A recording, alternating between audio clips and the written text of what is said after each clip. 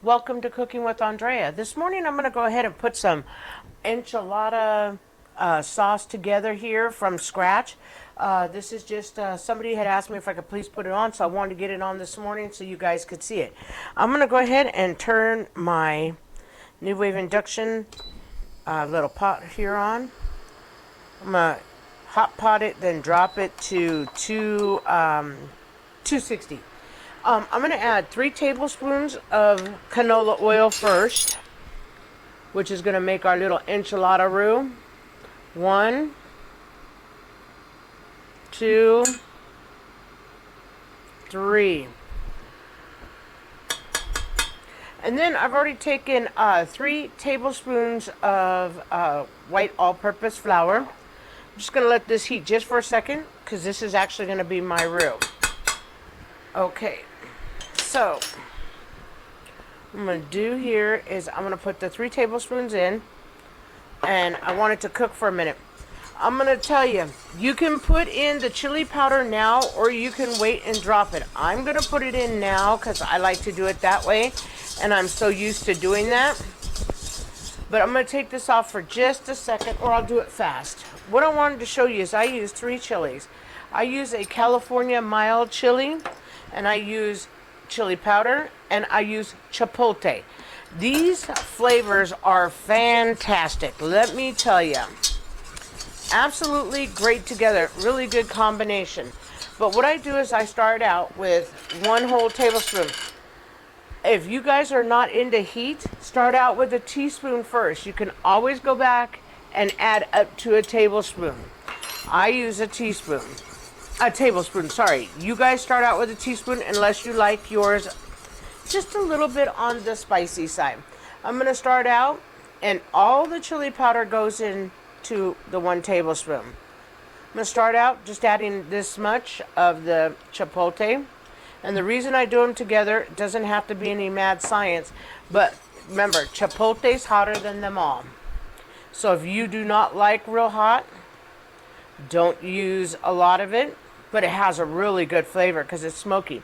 So now I'm going to go ahead and put it in with my roux. You can put the chili powder in at the same time, but I just wanted to show you how I do the ingredients. Now the only thing is when you put it in, you see that smoke? That's going to give you a chili smoke flavor. It's really delicious, smells delicious.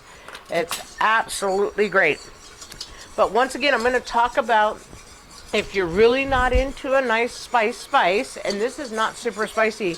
It's so funny, the enchilada vibe must be going around, because in a few minutes I'm going to pull out the enchilada sauce I had made yesterday morning before somebody said, hey, can you put that on? And I made this recipe in triplicate. So this is awesome. When I give you the direction, you can make it in triplicate. See how that looks? I'm just cooking my roux. That's all I'm doing. And I have everything in. Once it bubbles like that, you're good. You just go ahead and you just pour your nice 2 cups of beef broth right in. You're going to get a little bit of steam, and you can taste the chili powder in there. So then just keep mixing it for a minute, and that steam is what you want, because that means that you cooked your flour and you incorporated the oil with the chili, and it's just going to bring out all the nice notes. Okay, so I did 2 cups of broth. Excuse me. 1 can of tomato sauce. You can use an off sauce. You do not have to use Hunt's. I'm just doing double garlic flavor because I like garlic a lot. So I'm going to do a double garlic flavor. But a lot of times when I'm making an enchilada sauce like this, you do not have to use a name brand. You can use any one you want. Because remember, season. You're going to take and make that a season already. So it's going to have tons of flavor. So I'm just going to let that sit here for a minute. And I'm just going to let it come up. Okay, so I have 1 tablespoon of cumin, 1 teaspoon of oregano, and 1 teaspoon of garlic powder. Now, you can use real garlic, fresh garlic, tastes really delicious as well. But when I'm making enchilada sauce, especially if I'm making a lot, A lot of times I'll just use the powder because remember, season, season, season. These are all seasoned, so it's going to come out great. And so what I'm going to do is just let that, looks good to me. I'm going to dump all the seasonings in, and I'm just going to stir it up. And then what I want is I want this to come to a nice soft boil. And then what I'm going to do is just let it simmer for about 10-15 minutes. And that's all I'm going to do. So this enchilada sauce is that easy. It is super duper easy. Couple notes. People who are not into stock like beef or chicken, use vegetable broth. And then there'll be no meat in it. So like if you were doing a vegetarian, just don't have any beef broth or chicken broth, have vegetable broth, you'd be fine. Everything else I think is fine. You don't have to worry about it. So really important, once again, chili. That's regular chili powder. That's my California chili that I get in the little area in the grocery store in the Mexican aisle. It'll say California, it's mild chili, but it has a really good taste. And then, like I said, oh man, this chipotle is just delicious. It's hot. It's kind of spicy, but not too hot. If you like flavor, it's not too hot. Remember, start out with 1 teaspoon instead of a tablespoon. You know, when I triple the recipe, you know, I don't add any more heat to it because my family likes heat. I like heat a lot, but they don't like it too hot. So like I said, for this one, I'm going to try this. It's up to a boil. Now I'm going to drop. See how that's boiling right there? I'm going to drop my heat. And now I'm just going to let it simmer. But I'm going to give it a taste real fast. Because taste it. But because of the chicken broth, it should be salty. If you just want to use water, you could. Just add some garlic salt to it. Instead of do like half the garlic salt and half garlic powder. Let's take a taste. Super great.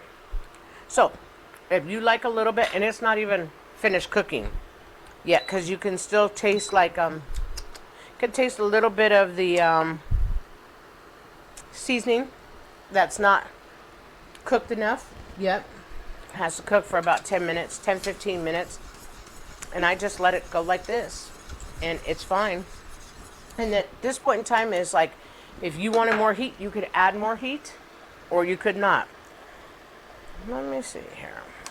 I'm going to drop it one more because I don't want that much of a boil. I'd rather cover it. Because if I don't, all it's going to do is spit at me. So I'm going to cover it so it keeps its heat.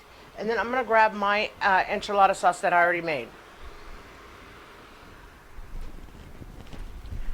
So, I made triple the recipe yesterday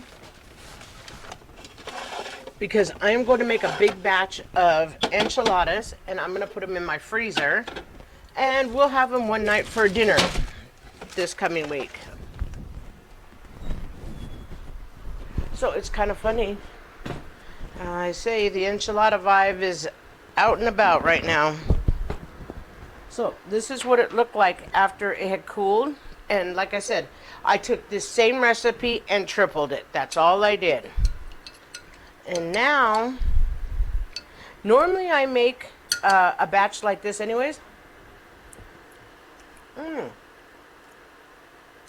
Very, very good. Like I said, I don't use any more spice than what I use. Even when I tripled, I just tripled the, I did 6 cups of broth. I did 3 tablespoons. I just tripled everything real easy, just to make it easy on you. A lot of times you can take and save this too. This way I always have fresh enchilada sauce in the freezer so that I don't really have to run out and get any or do a can. I like my 1 can of Las Palmas, but sometimes I get heartburn. This getting old stuff, I tell you, can be for the birds. I'm going to go ahead and put this back in my fridge. But boy, it sure tastes good. And remember, you can make this however you want it. Just use my basic recipe. And you'll be very pleased. Oh, the cumin makes it. Okay. Okay, so now I'm just going to put it up for just a minute. And we're going to just let it cook like that. And I'll list everything in the description box. So just let this cook for a few minutes. And you already saw how the gist of it was. It came out.